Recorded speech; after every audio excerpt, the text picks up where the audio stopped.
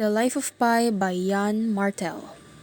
Stranded in the Pacific Ocean after a shipwreck, Pi Patel survives on a lifeboat with a Bengal tiger.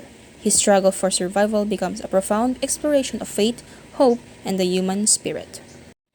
The psychoanalytic criticism in the story of the life of Pi often focuses psychological forces and unconsciousness that influence Pi Patel's experiences, particularly his stay on a lifeboat with the Bengal tiger Richard Parker. The text represents an internal conflict in Pi's psyche, represented by the id or the primitive instincts, ego, the rational thought, and superego, the moral consciousness.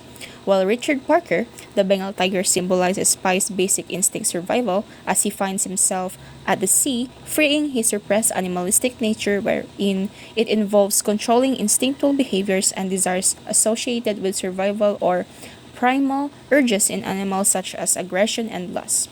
Furthermore, Pi's superego in the form of faith and spirituality guides his moral choices and helps him through the psychological despair of survival. However, Pi's inner conflict between his faith and survival instincts represents the tension between the superego's limitational moral censorship and the id's instinctual pleasure censorship. Moreover, the lifeboat in the story represents the balance between these forces, with Pi's ego's liaising between spiritual beliefs and survival instincts. As I conclude, this narrative is a psychological struggle for control, with trauma and critical circumstances often forcing people to face their deepest fears and desires.